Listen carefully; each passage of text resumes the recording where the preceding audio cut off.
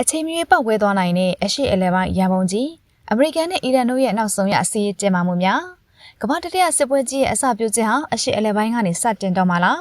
အခုတင်ဆက်ပေးမယ့်သတင်းကတော့အမေရိကန်ရဲ့အစစ်မြစ်ဒုံးကျည်ကာကွယ်ရေးစနစ်တွေအစ္စရေးမြေပေါ်ကိုရောက်ရှိလာတာနဲ့အတူအီရန်ဘက်ကလည်းသူတို့ရဲ့အနုမြူပုံပိုင်ဆိုင်မှုကိုတရားဝင်ထုတ်ဖော်ပြသဖို့ပြင်ဆင်နေတဲ့ဆိုတဲ့ထိတ်လန့်စရာနောက်ဆုံးရအစည်းအဝေးသတင်းတွေပဲဖြစ်ပါတယ်။လက်ရှိချိန်မှာအမေရိကန်နဲ့အီရန်တို့ကြားကစစ်ဆင်ရေးဟာအဖျားပေါ်မှာနားနေရသလိုအလွန်စိုးရိမ်စရာကောင်းတဲ့အနေအထားကိုရောက်ရှိနေပါတယ်။ဒီအခြေအနေဟာခန္ဓာကိုယ်အစိတ်ပိုင်းပေါင်းစုံကိုပေါင်းဆက်ထားတဲ့ဒါမှမဟုတ်စီးရီးဖြူဟာပေါင်းစုံပေါင်းဆက်ထားတဲ့နောက်ဆုံးရအရှိအလားပိုင်းပြိပကသတင်းတွေဖြစ်ပါတယ်ရှင်။အဓိကနောက်ဆုံးသတင်းအရဆိုရင်တော့အမေရိကန်ကာကွယ်ရေးဝန်ကြီးဌာနပန်တဂွန်ဟာအစ္စရေးနိုင်ငံအတွင်းကို DHAAD လို့ခေါ်တဲ့အစစ်မြစ်လေးချောင်းကာကွယ်စနစ်တွေနဲ့အတူအမေရိကန်စစ်သည်တွေကိုပါတရားဝင်ဆေးလွှတ်လိုက်ပြီးဖြစ်ပါတယ်။ဒါဟာအီရန်ရဲ့ ballistic ဒုံးကျည်တိုက်ခိုက်မှုကိုတားဆီးဖို့အတွက်ဖြစ်ပြီးတော့အမေရိကန်စစ်တပ်ဟာအစ္စရေးမြေပေါ်မှာတိုက်ရိုက်ပေါဝင်လာတဲ့ပထမဆုံးသောပြတ်သားတဲ့ခြေလှမ်းတစ်ခုလည်းဖြစ်ပါတယ်။တစ်ဖက်မှာလည်းအီရန်နိုင်ငံဟာငြိမ်ခံနေတာမျိုးမဟုတ်ပါဘူး။အီရန်ရဲ့ထိပ်တန်းစစ်ဗိုလ်ချုပ်တွေကတကယ်လို့အစ္စရေးဒါမှမဟုတ်အမေရိကန်ကအီရန်ရဲ့ရေနံတွင်းတွေနဲ့နျူကလ িয়ার စက်ရုံတွေကိုတိုက်ခိုက်လာမယ်ဆိုရင်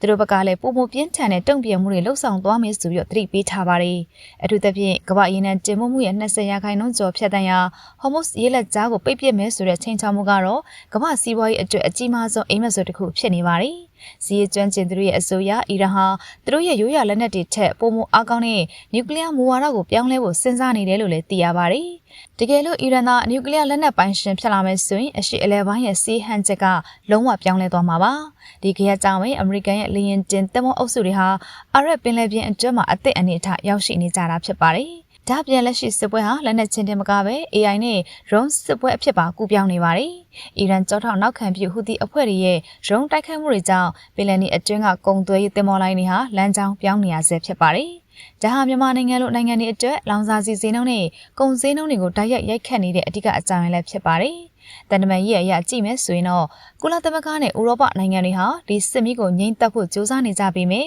နှစ်ဖက်စလုံးရဲ့ယုံကြည်မှုဟာတုံ့ညအမှတ်ထိကျဆင်းနေတာကြောင့်ဆွေးနွေးပွဲတွေဟာအရာမထင်ဖြစ်နေပါတယ်။အမေရိကန်သမ္မတရွေးကောက်ပွဲနီးကပ်လာတာဟာလေဒီစစ်ကျင်းပမှုအပေါ်မှာပို့ပြီးတော့ရှုပ်ထွေးစေတဲ့အချက်တစ်ချက်ဖြစ်လာပါတယ်။အချင်းချုပ်ရရင်တော့အရှိအလဲပိုင်းဟာအချိန်မြေပောက်ကွဲသွားနိုင်တဲ့ရန်ပုံကြီးတစ်ခုဖြစ်နေပါတယ်ရှင်။အမေရိကန်နဲ့အီရန်တို့ရဲ့တိုက်ရိုက်စစ်ပွဲကြီးဖြစ်လာမလားဒါမှမဟုတ်အကန့်အသတ်နဲ့ပဲဆက်လက်ကျင်းပနေမလားဆိုတာကတော့လာမယ့်ရက်သတ္တပတ်အတွင်းမှာအဖြေပေါ်လာတော့မှာပဲဖြစ်ပါတယ်။ကမ္ဘာနိုင်ငံသားတိုင်းအနေနဲ့ဒီအခြေအနေကိုသတိကြီးကြီးနဲ့စောင့်ကြည့်ရမယ့်အချိန်ဖြစ်ပါတယ်ရှင်။